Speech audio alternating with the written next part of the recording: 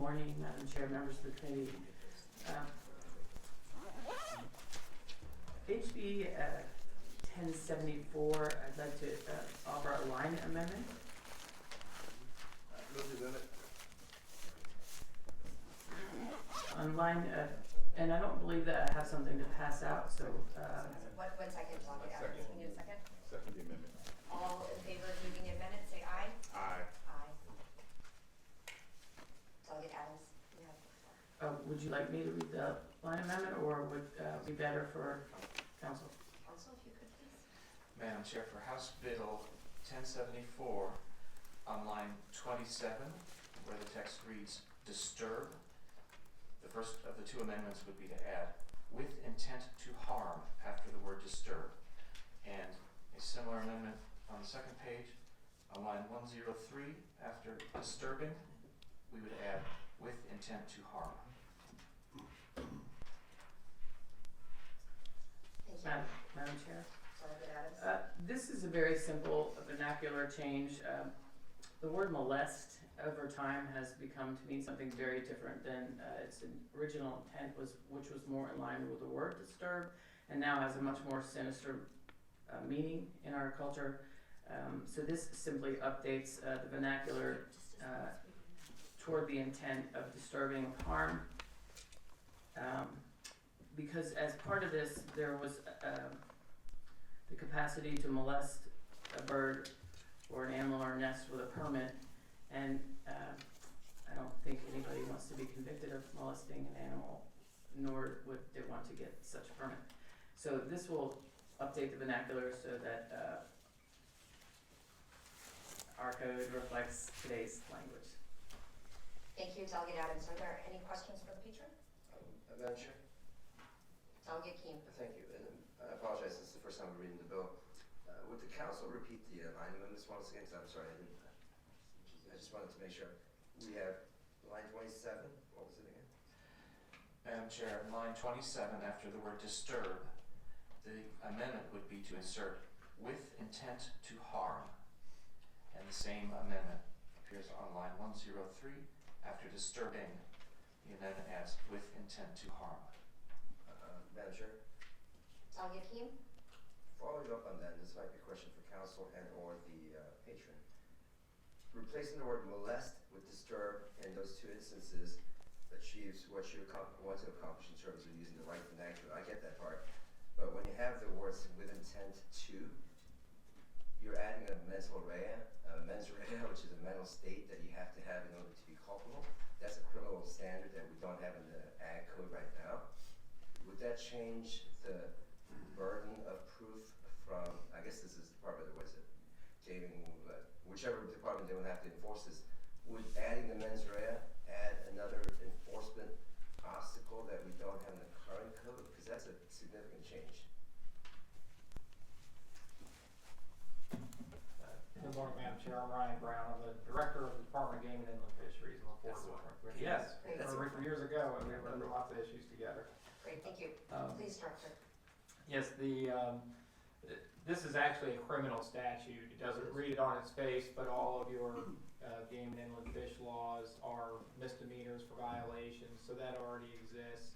I think the amendment offered by the patron simply clarifies when you say disturb. This morning I walked by the bushes in my front yard to get in the car, and some birds took off, and so they were disturbed. Not through any wrongdoing by myself or any ill will, just because I happened to walk past them on the sidewalk. And so I think what she's attempted to do here is achieve the same substantive result as the existing language, and we would implement it the same way, just using a more current terminology. And to be clear, we have no position on the bill. I should have stated that from the get-go. Madam Chair, just quick follow-up on that. Delegate Keane. Thank you. I appreciate that explanation.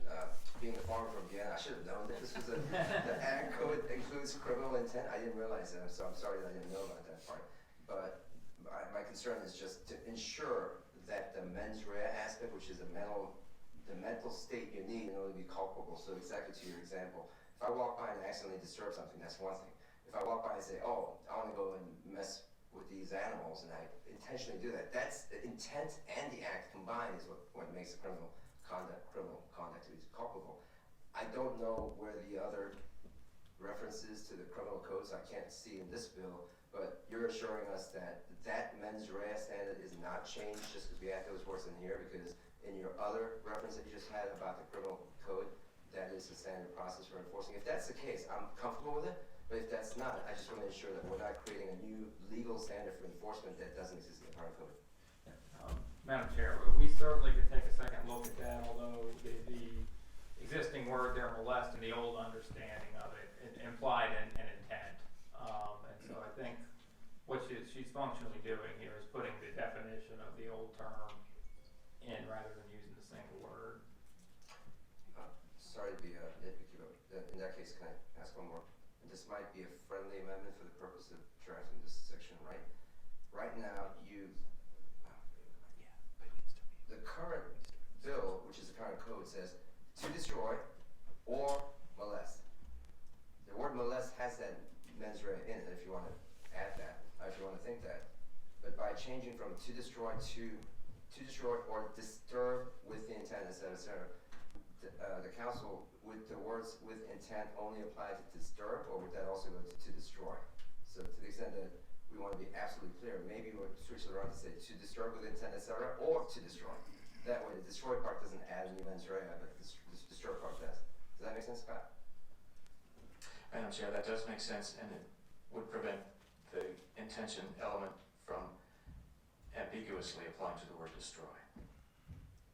Madam Chair, Yes, Delegate King. if the patron would be open to my friendly amendment, that's how I would suggest that we rewrite that code, and our very good counsel can figure out the wordsmithing. But I think the idea here is to make sure that your bill does exactly what you want to do without creating any more concerns or any more, and in a bigger sense here, in this building and in the next building over, the last thing I need is somebody on the particular committee or a subcommittee saying this has a criminal intent, therefore we might want to take a look at it. We'd rather deal with this in agriculture committee, so it goes straight to the House floor instead of going through another committee. Madam Chair, Delegate King, I appreciate the suggestion, and if we could fix that here today, I would very much appreciate that. Council, could you please read the suggested amendment, and we can vote on that? Madam Chair, the amendment would go on line 27 after the word to, T-O, and it would read, disturb with intent to harm or destroy. And the same amendment would appear on line 103. It would read, for the purpose of disturbing with intent to harm or, oh no, I'm sorry, there's no instance of it. So that would remain the same. Only the first page would be amended. Thank you. Do we have a motion on the amendment? I moved it, so. Second. All those in favor say aye. Aye. Any opposed? The amendment has been moved. The committee operates by motion. Move to report. We have a motion to report. It's been properly seconded. The clerk will allow us to vote. Those who vote in favor, please vote aye or yay.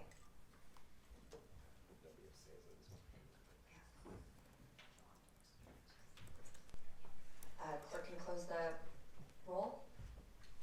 And this bill passes 7-0. Thank you, Madam Chair, members of the committee. Thank you, Delegate Adams. Delegate Robinson. House Bill 1272. Good morning. Good morning. So House Bill 1272, the idea was brought forward to me by one of my constituents. He's 80 years old. He's a lifelong hunter, and he wanted to ask for a lifetime pass for someone who is 80 years old and above, to include bear, deer, your general license, turkey, for a fee of $200. And we went through a couple of iterations of this because when we compared Virginia to other states go down as far as lifetime passes available at the age of 65. But our Department of Inland Games and Fisheries, that's their income is what they make off of the licenses for fishing and hunting. So that became very damaging to them very quickly, not so much in the first year, but the following years. So we decided that this would be where we would take it, 80 years old, and at a fee of $200. And that's the bill in its entirety. Thank you so much, Delegate Robinson. Are there any questions for the patron?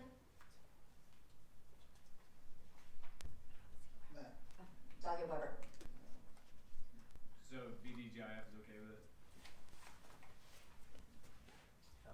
We have no position on the bill as it's written. I think the fiscal impact on us is $10,000 or less per year.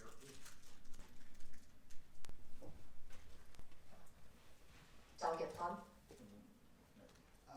Thank you, Madam Chair. I would have a question also of the department as to whether or not 80 years old, do we have people out in the woods with guns 80 years old? As a senior member of the committee, I've asked. Mr. Chairman, and in fact we do, and in this past year we actually lost one of our great senior citizen hunters, Mr. Clyde Roberts, who hunted up until the age of 105 years old successfully, and actually made national news for his exploits. Still out in the woods at that age. May we all be so fortunate. So there are a few. Delegate Robinson, I had a question, and maybe the director can also help to clarify. I might as well just stay here. I thought the way line 25 reads, a hunting license and bear, deer, turkey license. I thought currently there's a bear license and then I think it's deer/turkey license. So are you proposing to combine this as one license for our seniors over 80?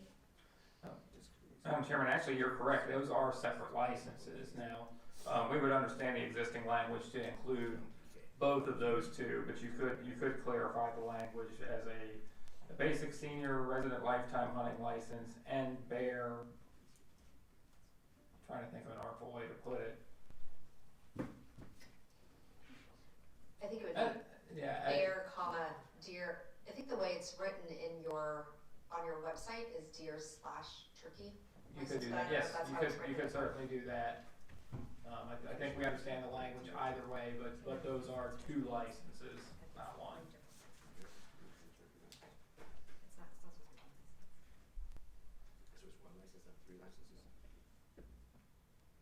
It's two licenses, not three licenses.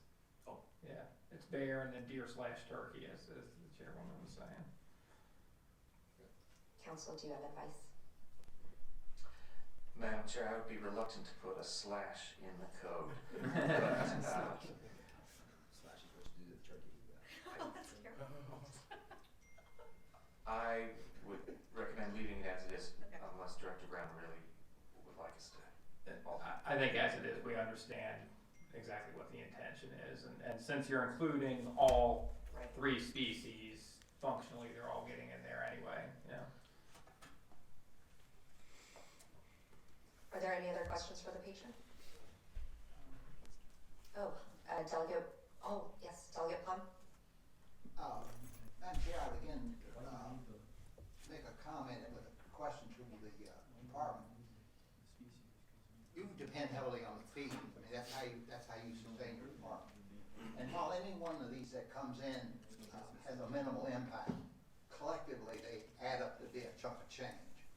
And I wonder if, for example, down this list, do we have some other exceptions? Because a lot of people are always looking for ways to get out or around the licensing requirement. I ain't saying you don't have a position on this, but collectively together, these deferments and special licenses cost you money.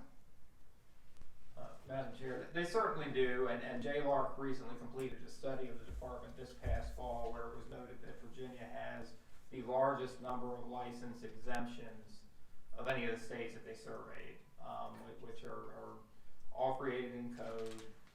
We do depend on non-general funds. The license dollars that we sell are how we fund our programs for all wildlife, not just the hunted species, but the species that aren't hunted as game as well. And so, yes, every exemption, every special license does come out of the department's bottom line. That there's no general fund dollars that replace that. That is true.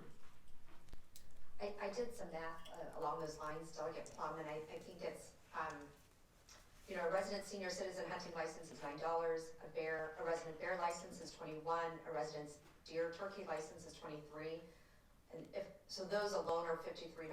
So it takes 3.7 years to add up to 200. So somebody who's 84, I think, and who has longevity, like the hunter you mentioned, I think that's where you start seeing your revenue loss after 4 years.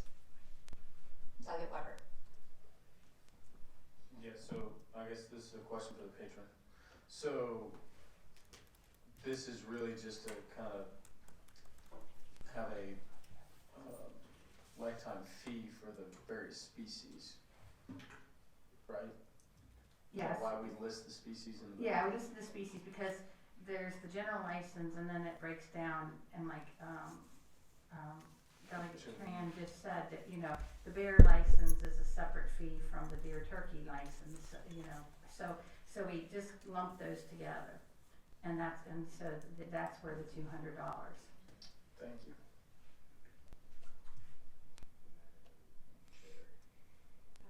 Delegate Pugh. Yeah, let's just clarify, the lifetime is for the license holder, not the animal, obviously. But that's not straight. The question I had was, at the end, about the internet, in terms of be sold through the internet. Other provisions in that code section does not reference to the purchasing on the internet, and it sounds like it's the only option.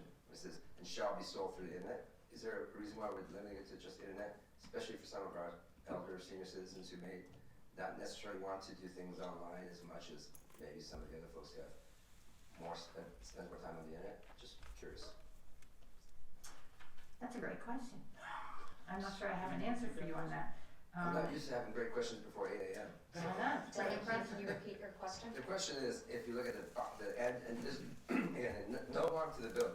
But on lines 29 to 30, it talks about the license being available, sold through the internet pursuant to section 29. No other provisions in that code section talks about licenses being sold through the internet. I'm just wondering what the reason was for, and Scott might be able to share insights on this since he's our WIP counsel. Madam Chair, it's my understanding that all of these licenses can be sold through the internet, and the fact that this one requires it to be sold through the internet doesn't preclude it from being sold in paper copies. It's just that, if you look at line 29, it says, and shall be sold through the internet, which means, of course it can be, but shall makes it seem like that may be the only way. And because it's so out of line with the other lines, I just wonder if that raises any red flags that we don't need to. Maybe if you change shall to may on line 29 there towards the end of the line. As a practical matter, we offer our licenses both in person and through the internet. And that's how we continue to do so. So if you put may there, that would give us either option. At least we'd be in line with code. Or Madam Chair, to be even more consistent, just drop that line, because if it, and I agree with Scott that there's nothing that precludes or requires, and so by raising the issue of selling through the internet, it just makes it seem like we're treating this differently. Our goal, by understanding from the patron, is to treat our senior citizens in the same way, just give them this particular benefit, but otherwise everything else remains the same. That's correct. So if that, I normally don't amend bills before 8 a.m. this many times, but I just want to make sure that we're not doing anything inconsistent with current law. Madam Chair. Delegate Rupert. So would the delegate propose striking the language that says, and shall be sold through the internet pursuant to, and the license shall include any special license? Yes, ma'am.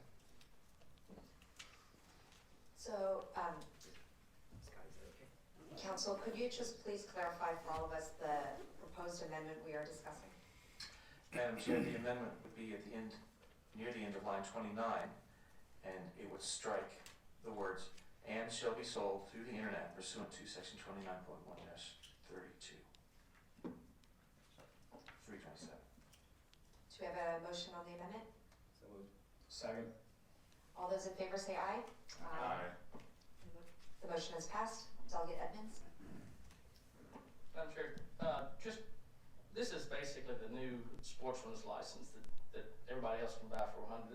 Question of Ryan. That everybody else can buy for $100 now, correct? That will now apply for a lifetime for seniors. Madam Chair, it's a little bit different, Delegate Edmonds, in that this includes just your basic hunting license and bear, deer, turkey license, which I think was a concern of her constituent. So it wouldn't include the archery, muzzleloader, and other things that come with your sportsman's license. And this would be a lifetime license, not a annual license. Madam Chair? Yes, As Delegate. as a point of interest, my daughter was actually with the 105-year-old gentleman when he killed his last deer. You should share the picture. It is pretty cool. Delegate Plum. Madam Chair, I'm sorry, it's early morning time, I get a little grumpy early in the mornings, but You know, the fact of the matter is, and I appreciate the intent of the patron, and I don't want to question that at all. But the fact of the matter is, the agency depends upon the fees and so on. And my concern is that we start down this road making more exceptions to the fees. We don't know what the next one's gonna be, because it also has merit. If I was 80 years old, and I'm not 80 years old, but if I was 80 years old, I'd do the same math that you did, and I'd have to calculate how much longer I have to go to get value out of this $200 deal, and I'm not sure there's a whole lot of value in it. So again, with all due respect to the patron and the intent of the bill, I'd move that we gently lay it on the table. Is there a second?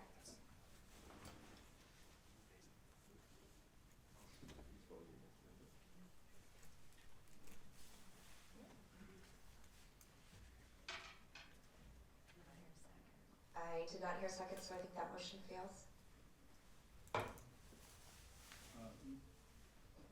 I move to report. Second. All those in favor of moving to report, please say aye. Aye. Oh, sorry. Thank you for opening the roll to vote. Move to report as amended.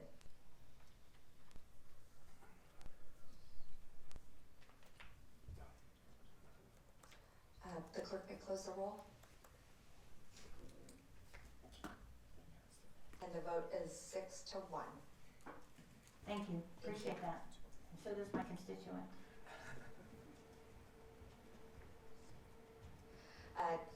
Delegate Walker, House Bill 1307. Morning, Madam Chair. This bill before you is we have hunting laws, publications are put out every year by the Department of Game, Inland, and Fisheries. What I like to include is what we call a novice book, how to hunt. So for those that are beginning to enter hunting, either at a youthful age or at a later age in life, this would be basically, these are the ABCs of how to go about, hunting. This bill that I submitted did have some amendments to it, so if council would like to update the numbers regarding that. Madam Chair, we have a substitute at your desk, and it shortens the bill to just the first existing code section and inserts some new phrases and strikes some language. Can I have a motion to move the substitute? I move the substitute. Second. All those in favor say aye. Aye. Can I see the notes? The substitute is now before us. Delegate Walker. You can yell at me.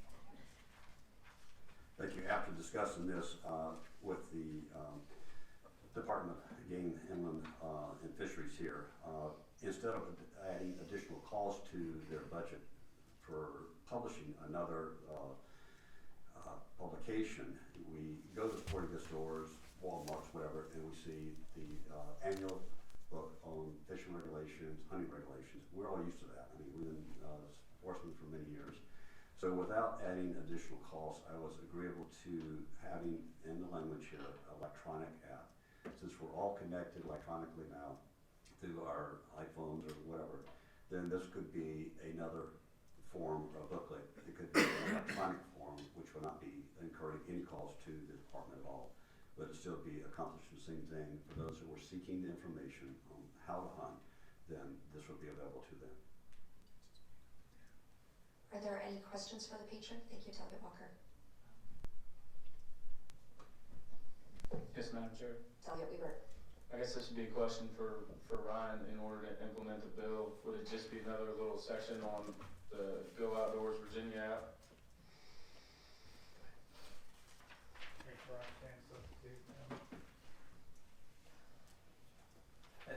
I believe that's correct, Delegate Weaver. It would be, this bill would give us the authorization to include it on the app or a separate section and just print a digest, which really is consistent with what we're trying to do to recruit new hunters, anglers, and wildlife enthusiasts across the board. So I would agree with what the patron says, no additional burden on us. Thank you. Delegate Plum. Madam Chair, I also have a question of the department as to whether or not this provides for you to do anything that you now cannot do otherwise. Mr. Chairman, no, it doesn't. There's nothing that would preclude us now from including this information. This would just be in a way of a sense of direction towards us, but actually work that we're already doing in order to attract new licensed purchasers and boat registrants, which, as you very astutely mentioned earlier, are the sole source of our funding. Further question, Madam Chair. Delegate Plum. Do you have on your staff people who are experts in publicity and news announcements, website development, all that sort of thing? You have people who are currently experts on that on your staff? Yes, we do, and it's a growing area. Fish and wildlife agencies across the country are coming to realize that the social sciences are as important to our future as the biological sciences are, and that we need to reach people. And so we recently hired a public information officer, and we have social media folks these days and other marketing type staff who put these types of publications together for us. Thank you, Mr. Chair. Thank you, Delegate Plum. Are there any other questions for the patron? The committee operates by motion. Move to report. I'm so sorry. Are there any comments in favor of this bill from our audience? Got a thumbs up. Thank you. Are there any who oppose this bill? All right. The committee operates by motion. Move to recommend reporting. Second. The clerk will open the rolls. We can do motions. Oh, Delegate Plum. Madam Chair, again, all well-intentioned what we have here, telling a group of people who we hire as experts on our staff, the code already is kind of thick, and to continue to add to the code that which the department can already do seems to me to be of its purpose.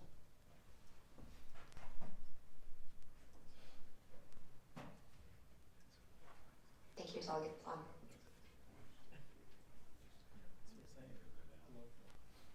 Okay, we're going to open the rolls. All those in favor, please vote yea.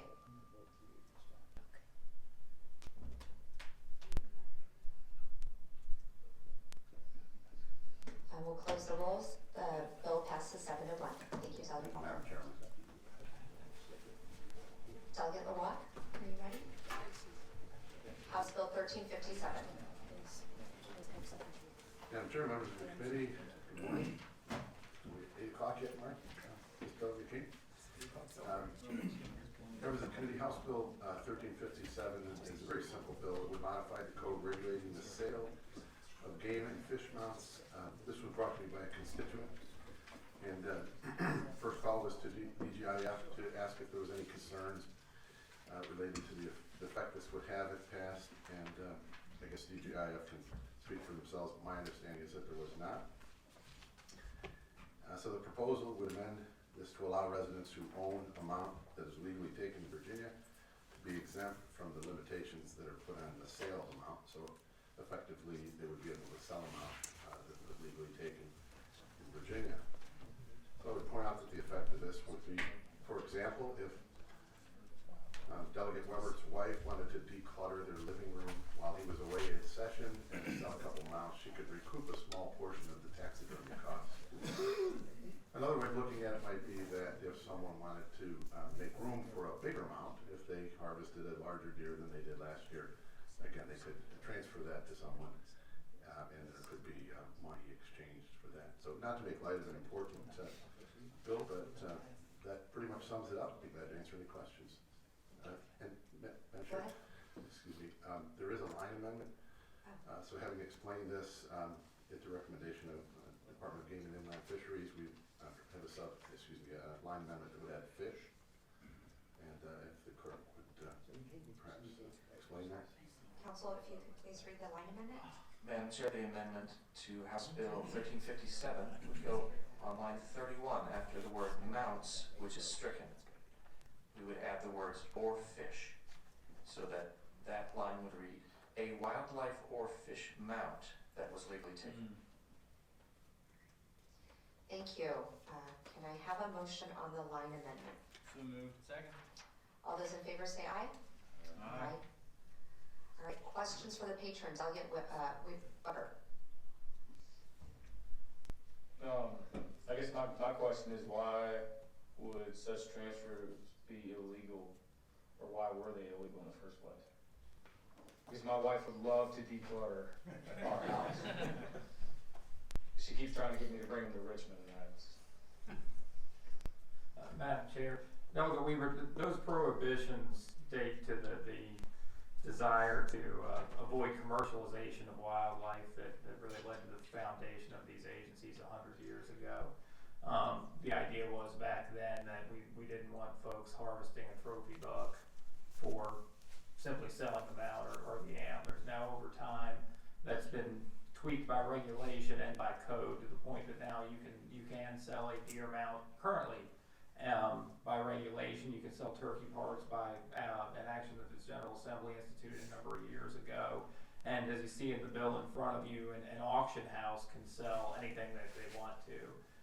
So this bill, I think, really would just kind of clean up the remaining items that are left that haven't been covered by prior action of either the General Assembly or our board. I think that the key operative phrase in this board and in this bill is legally taken.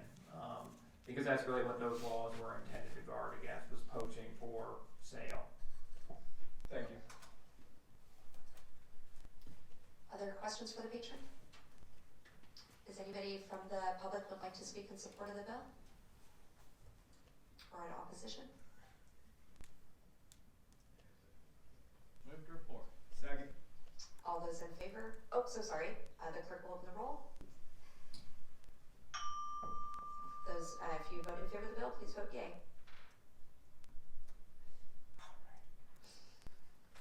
Clerk, we'll close the rolls and the bill passes 8-0. Thank you, Madam Delegate Chair, Mazzano. members of the committee, I thank you, and Mrs. Weber, thanks you as well.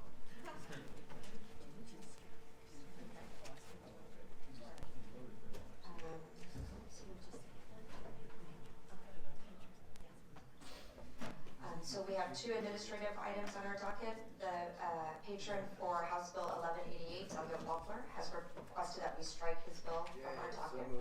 Second. Okay, so that's a recorded vote, so the clerk will open the roll. If you support, please vote yea. And the bill is stricken, 8-0. The patron for House Bill 1282, Delegate Hodges, also moves that we strike his bill from our docket. Second. And if you vote to support to strike that bill, please vote yea. And that bill has been stricken from the docket, 8-0. Delegate Weaver, are you ready? Sure. Okay. House Bill 963.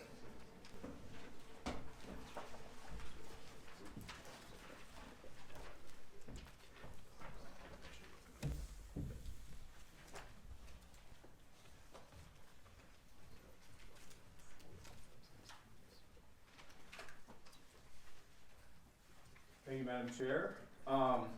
First, let me kind of describe the situation that brought the bill. The idea of the bill before us and what the bill seeks to, the problem that the bill seeks to solve. Essentially, so in Culpeper, Fauquier, and Rappahannock particularly, we've got an overabundance of black bear that have the population continues to grow. And what is happening is during the course of the summer, a black bear, when they enter a cornfield or a crop field, sorghum or corn, they go in there, and if you can picture a panda bear in bamboo, where they're pulling it down and just eating it and causing all kinds of problems, they'll go into a cornfield and destroy literally acres of corn. That's the big panda bears. Yeah, well, these are big panda bears, yeah. And so what is happening is they're literally destroying the crops. There's lots of them. Their numbers keep increasing. At one point, I think it was a couple of years ago in Fauquier County, we were the #1 county for bears that were harvested during the season. And what has happened in really the bill is really just to kind of give clarity to the position for a kill permit for a farmer. We've had folks that have tried to apply for them, and when they go to apply for the kill permit, they're told that they can't because they're in the process of harvesting that field. And this is just more to guide BDGIF and clarify that in fact that conservation officer can award that kill permit for the black bear when that field is beginning to be harvested, because to be honest, that's when it's probably easiest to take out the pest. So that's the story behind the bill and what the bill seeks to address. Thank you, Delegate. Are there questions for the patron? Delegate Ware?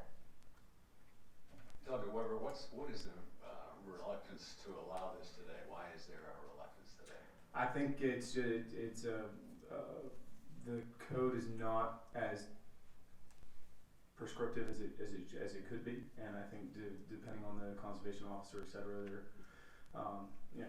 it can be interpreted in different ways, and this provides clarity for that officer to say, yes, you can.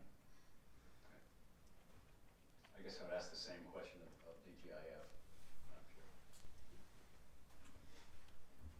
Yes, Madam Chair. I think a lot of the current reluctance comes from the fact these permits are intended to prevent damage. And so as Delegate Weaver is discussing where the applications, and I don't know from personal experience the situations that you've become aware of, but what sounds like is happening is because they're being applied for during the harvest period, there's no longer a threat of additional damage at that point in time. Now there would be for coming years, which I think is the problem that the delegate seeks to solve. But under existing code, when our folks would look at it and they say, okay, if you have an animal here, it's caused a problem, is there a threat of a continuing problem? The answer is no in the case of Delegate Weaver's example, because you're cutting the corn this weekend, so it's all going to be gone.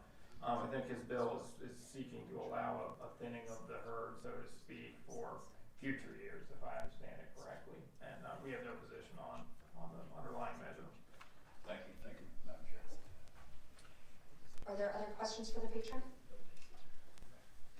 Can I ask one? I have one. So I guess I was wondering if this authorization that's currently in code in line 17 through 20, if that's not explicit, it says, if after investigation the director or his designee finds that the deer or bear are responsible for the damage, he shall authorize in writing the owner, leasee, or any other person designated by the director as designee to kill such deer or bear when they are found upon the land upon which the damage occurred. So I was just wondering if that wasn't explicitly giving authorization that you're seeking in the proposed bill. What the additional language seeks to incur is to say that so for instance, when you go into harvest a cornfield, depending on the size of that field, if you've got a couple hundred acres, you're going to be there for a while, and depending on the weather, etc. And so when you begin to take off the headlands, that's when you can really see the damage there, and you actually have access to be able to eliminate the damage, the pest that's doing the damage. And so if you're going to be there a little bit, essentially what has occurred is that the conservation officer is saying, well, you're harvesting, so you can no longer eliminate that pest. Well, the problem that we have is that during the course of that, more damage can be done while you're harvesting, depending on how big your fields are, etc. Some of our fields are hundreds of acres, and the other is that you've got a population issue that has continuously continued to rise, while the harvest our regular harvests are good, but we start harvesting corn in September. Thank you. Is there anybody in the audience who wishes to speak in favor of the bill? You just want to come up?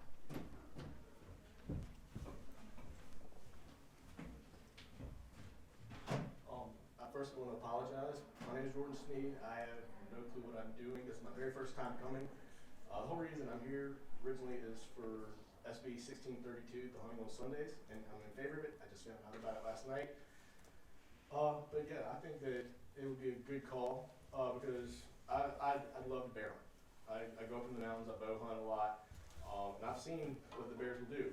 First they come down, they get the corn that's been cut, and now they're like, oh hey, there's corn here, and they start working their way across the field. Next thing you know, they smell something from a nearby house. Now they're going to move that way. Bears are opportunistic, and you give them an inch, they're going to take a mile. So I think it would be great to help out the farmers if they were allowed the children. Thank you, and thanks for coming to express your priorities. That's really important for voice, thank you. Is there anybody in the audience who wishes to speak against the bill?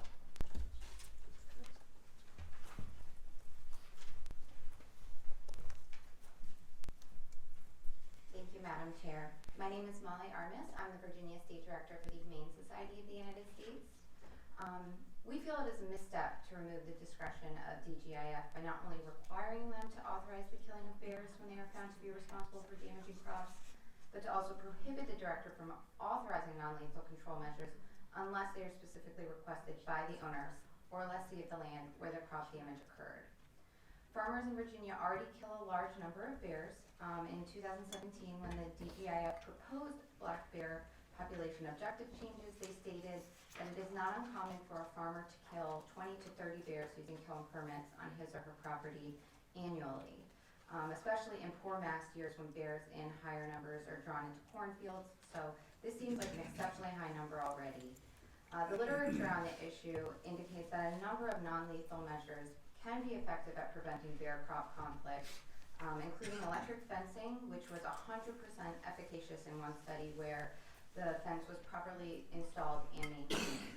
Other techniques to prevent crop raiding include planting crops that are not attractive to bears in fields adjacent to forests, aversive conditioning using rubber buckshots, noise-making devices, exploders,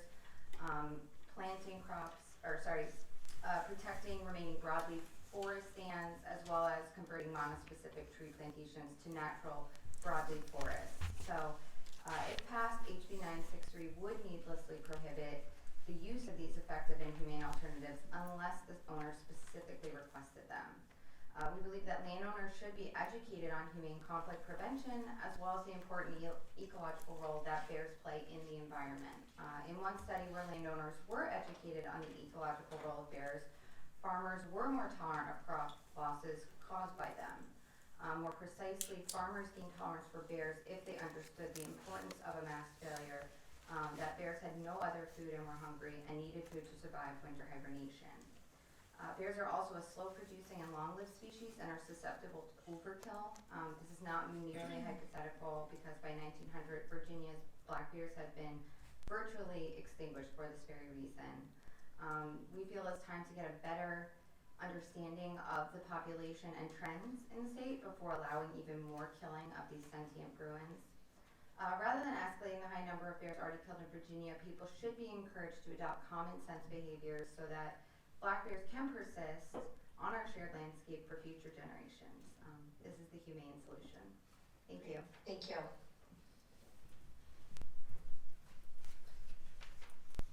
If there's no other, Delegate Weaver, do you want to share any last words? Well, in regards to the population of black bears, in particular in the region that we're talking about in Piedmont, it has continued to rise and skyrocket. In fact, you see mamas with 3 or 4 footballs or cubs behind them, and they're becoming more and more of a nuisance. Otherwise, I wouldn't be bringing the bill forward. In regards to some of the other matters in order to try and keep black bears out, when you farm several thousand acres, electric wire fence is very cost prohibitive. And depending on the market, that the damage of corn can range anywhere from a few $100s in one field to thousands in the next. So I would just urge the body to please pass the legislation, or do what the committee wishes. Thank you, Delegate Willett. Madam Chair, I just had one additional question, maybe directed back to the director of DGF, just making sure you're okay with the limitation on that discretion. I completely understand the delegate's concern with the bear infestation and the need to deal with that. My only concern is just on the discretion. Yes, Madam Chair. Again, we have no position on the underlying legislation, but the bill does still, it says whenever the director or designee finds a bear responsible for damaging crops, which to me is lingo that I'm accustomed to in other sections of this statute that say we have to make the initial finding that the damage has occurred. So we retain discretion to issue or not issue permits. It's not simply a shell grant just because requested. And I would say that's key language for us to have and the primary concern of ours in any amendment affecting this section.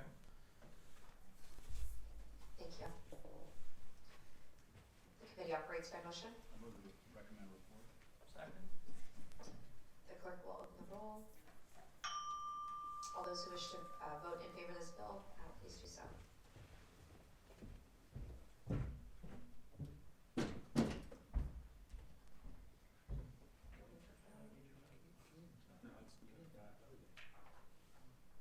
All right, we'll close the roll. The vote is 3 to 5. The bill fails to move forward. Delegate Edmonds, you have 2 bills. Let us know which one you'd like to have go first. Let's do the,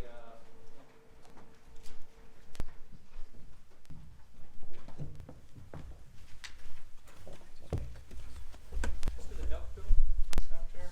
The ELK bill is, I believe, Bill 388. Thank you, Madam Chair.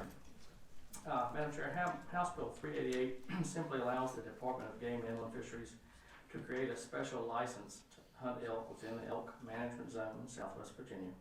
It also requires an application fee of $15 for residents and $20 for non-residents, as well as establishing a $40 license fee for residents and a $400 license fee for non-residents. And I'm sure that the department would like to speak to this.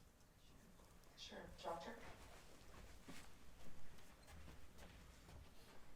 Yes, Madam Chair. What this bill references is the elk herd that the department has established in a 3-county area in Southwest Virginia, similar to efforts that were undertaken by Kentucky and West Virginia. That started with a herd of 75 introduced elk into Buchanan County. They've grown to currently about 200.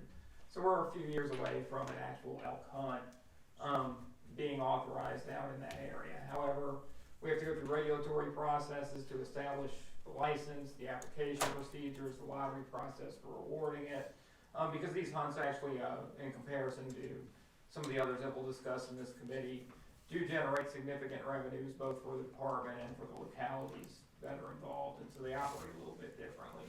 This bill simply would give us the authority to go ahead and start the regulatory process to set up the elk hunt for the time when the population reaches the point that it's ready for it. Thank you. Are there questions for the patron?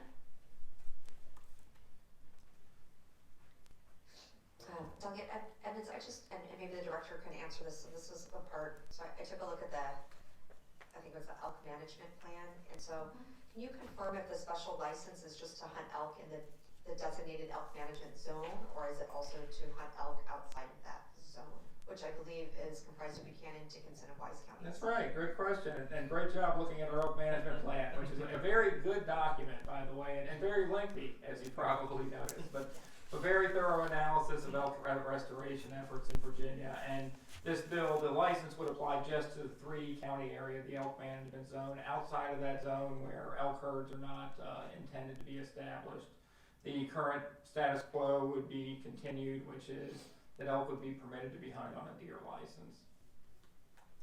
Thank you. Delegate Edmonds, can I ask a second question?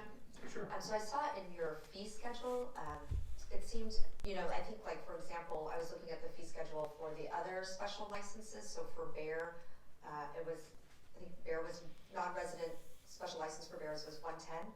And so this one, the proposal is $400 fee. I just wanted to ask, why there's such great differences between the various fee schedules. This one seems to be a lot higher. Well, that's a great question, and I can just tell you and I want the department to also weigh in, because they're the ones who set the fees. But I can tell you as a hunter, an elk is a significant trophy, and quite frankly, we don't have, and it probably compares to other states that offer elk tags as well, but I'm sure the department would like to. Yes, Madam Chair, the fees mentioned in this bill actually match up very close to the state of Kentucky, which is where this area is near, and who already has an ongoing elk hunt. So that's the basis of it. Another interesting point with the elk license versus other types of licenses, the primary revenue generator is actually the lottery system to apply for the hunt, as opposed to the license itself. There tend to be few licenses authorized and many applications through the lottery. So it's a little different. Great, thank you.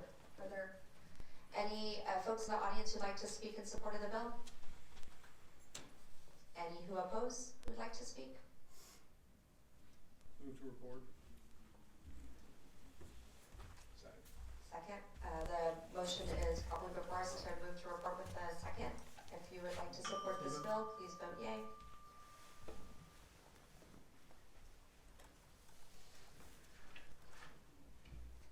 The clerk will close the roll. The bill passes 7-0. Delegate Edmonds, you also have another bill, House Bill 1632. Yes, ma'am. Thank you, Madam Chair. Madam Chair, House Bill 1632 simply opens up the right to hunt on Sunday to public lands. If you remember, and you may or may not, several years ago we passed Sunday hunting on private lands. More than 40 states allow some form of public land Sunday hunting, and access is critical to recruiting the next generation of conservationists and Virginia sportsmen and women. Madam Chair, I need to preface that when this bill passed the first time, I not only voted against it, but I railed against it until I started hunting on Sunday and after church. And well, maybe occasionally before, but I made it to church. If you want to make it to church, you'll make it to church. So anyway, it just seems to me that when hunters are paying, especially on the wildlife management areas, are paying for those through license fees, and they're the ones who are actually paying for the lands, it just seems hypocritical of us to not allow them to use those lands that they've oftentimes paid for. So. Thank you, Delegate. Are there any questions for the patron?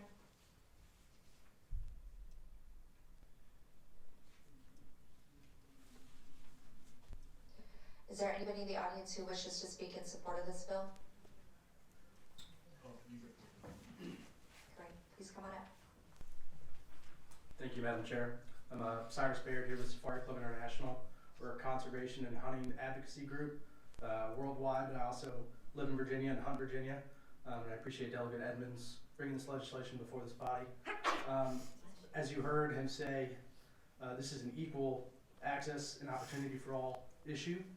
Sportsmen and women in the Commonwealth pay for the vast majority of the funding for the Department of Game and Fisheries, the body that purchases and manages the WMAs where hunters recreate. And they're the only user group that is currently prohibited from using those public lands on Sundays. And just as a historical context, this effort and legislation was supported by Governor Northam, then State Senator Northam, and then Lieutenant Governor Northam, he's campaigned and championed on the backs of being a sportsman, and so we see this as a very bipartisan effort, and I'd be remiss if I didn't mention that this is also supported by the National Shooting Sports Foundation, Congressional Sportsmen's Foundation, the Wildlife Foundation of Virginia, and several other conservation and hunting organizations. So, great. Thank you. Is there anybody else in the audience who wishes to speak in support of the bill? Come on up. Again, I'm sorry for my unorganization. Like I said, I work third shift, so I'm very fortunate. I get to hunt pretty much any day of the week. I also am a landowner, so I get to hunt on Sundays as well. I also take full advantage of public land based off of hunting the wind. A lot of times I can't hunt my land. I've met many people over the years that have completely given up hunting because due to not being able to support their families off of just 40 hours, are forced to work on Saturdays as well. Therefore, Sunday rolls around and they don't have private land, they cannot hunt, and so they've just completely given it up. I feel that this would not only encourage more people to get outdoors and start increasing the license sales, it'll help continue our sport that we love so much on down the road. There's been a steady decline in license sales since the 80s, about 3% a year. Some years it's been more. The introduction of the apprentice license was great and has helped boost people into hunting. But yeah, I think that if it was opened up, there are a lot of people that have given up hunting will then be able to go out and be able to hunt again, since they do not have their private land to hunt. So thank you. Thank you. Could you please repeat your name? Jordan Sneed. Great, thank you so much, Jordan. Is there anybody in the audience who would wish to speak? Are you in support or opposed? All right, and to speak in opposition to the bill, please come on up. Good morning, Madam Chair, members of the subcommittee. Stephanie Kitchen with Virginia Farm Bureau. We have consistently opposed Sunday hunting over the years. For some of our members, this is simply a day of rest. For some of our members, this is the one day of the week where they can enjoy other outdoor recreational activities, particularly our horse owners, without worry from hunters. And I do want to clarify that we are not opposed to hunting. Many, if most, not all, of our members are hunters and sportsmen themselves, but as many as you know, Farm Bureau operates under a grassroots process, and this position has come from our members consistently over the years, and I think that speaks volumes to how much they do care about this issue. So thank you, and I hope that you oppose the bill. Thank you. Anybody else? Great. Delegate Edmonds, do you have any last words? Oh, Sorry. Madam Chair. Before we do, I'm sorry, there were two questions that popped up. Delegate Weaver? I guess this is for Edmonds. Delegate Edmonds. Delegate Edmonds, does this bill apply to all public lands, not just WMAs? Yes, sir, Delegate Weaver, it would apply to all public lands. If I may, Madam Chair? Yes, sir. I would feel much more comfortable if this only applied to WMAs as opposed to like state parks. Primarily simply because, some of our state parks during the fall can get pretty darn heavily populated with folks who are not hunting. And so I'm not sure if it would be, if the delegate would be amenable to a friendly amendment to just specify WMAs. Because I think WMAs are paid for with the fees that the hunters provide too, correct? Yes, sir. Yes, sir. I'm not sure that you can hunt state parks anyway, unless it's by special permit. Ryan, did you clarify on state park? Yes, Madam Chair. The DCR allows hunting at select state parks under certain conditions. So there are some there's no hunting at all. There are others that, due to population concerns, they have special hunts, and there's others that have areas of the park that you can hunt during the hunting season generally, and other areas that you can't. Now, I would say, and just like the private landowners, I believe any public landowner would have to authorize hunting the same as they do the other 6 days a week now. So, for instance, if there were certain department lands that we thought it was important that there wasn't Sunday hunting upon, we would retain the discretion to either open it on Sundays or not. I don't think the bill's mandatory on the public landowner.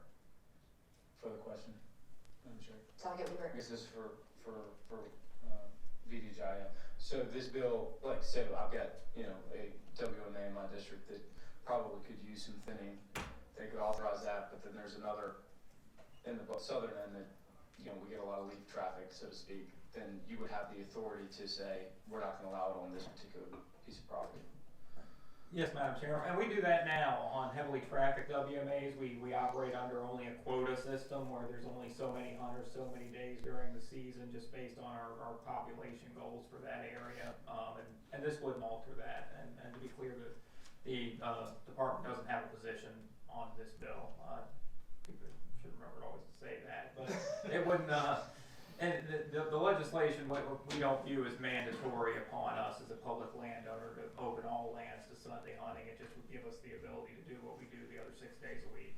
Further question, Madam Chair? One more? Yes, sir, Delegate Weaver. So essentially, this could help with you managing some of these areas for the appropriate populations of wildlife due to the fact that you can have folks in on certain areas on a Sunday.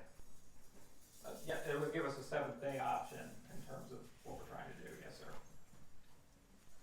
Delegate Ware. Thank you, Madam Chair. Also a question for Director. What year was it we first approved Sunday hunting? It's been about 5 years ago. I'd have to remember it. Look back and 2014. Yeah, so 5 years ago. And also maybe beneficial to the subcommittee's deliberations. Since that time, we've monitored both population impacts and impacts to law enforcement as a result of Sunday hunting, and they really have been quite minimal. There's been no negative population impacts, and in terms of participation, it's been very similar to Monday through Friday. A lot of the concern from law enforcement at the time that we authorized Sunday hunting is that it would be it would mimic Saturday in terms of numbers of calls of service, when in fact it's been more like a Monday or Tuesday. So the impacts upon the agency and upon the resource have been not detrimental. Follow-up question. Sure, Delegate Ware. One of the arguments that's frequently made on behalf of Sunday hunting is that we will see an uptick in licenses. What's been the trend line in the last 5 years on hunting licenses? Hunting licenses continue to remain stable to slightly down year to year. It's a, obviously something that's a large concern to us, has been pointed out in this meeting a number of times. That's our lifeline in terms of funding.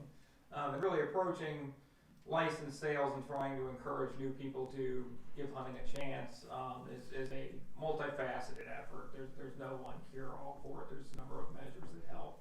This certainly would open up access to additional folks an additional day a week that they don't have now. And fairness to the bill, do I think it's, any single measure is the cure-all to the hunting declines that we're seeing nationwide? No.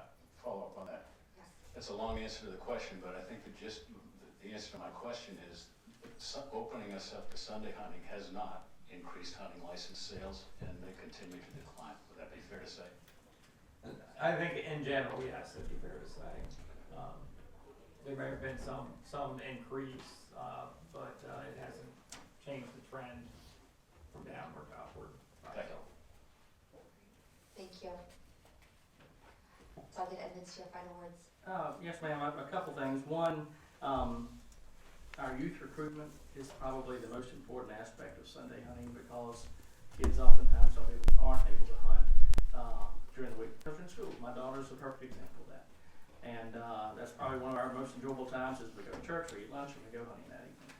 And we have the luxury of hunting private land, so it's not an issue. But I know that there are a lot of other people who don't. And this would hopefully give those parents a chance to spend time with their kids in the woods, and hopefully maybe uptake these license sales at some point. We've got to do something. And secondly, in regards to Farm Bureau's position, I certainly respect that.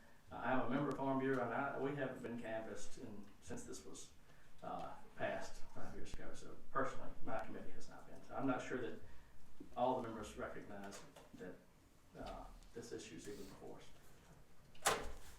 Thank you. Delegate Plum. Madam Chair, in memory of former chairman of this committee and apologies to the late Vic Thomas, I move to report the bill. Second. All right, the clerk will open the roll. Madam Chair. Oh, Delegate Ware.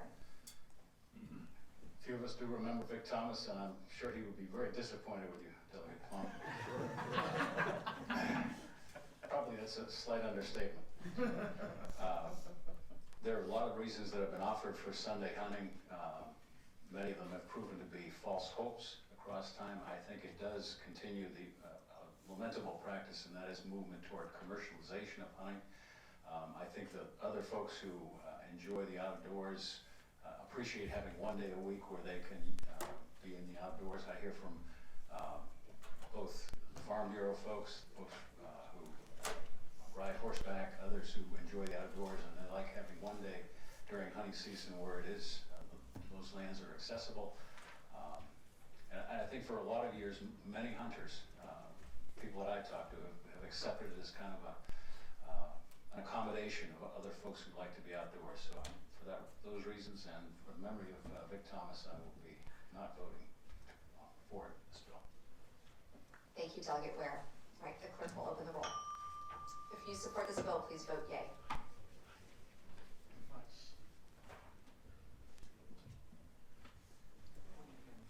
The clerk will close the roll. The bill passes 4-2.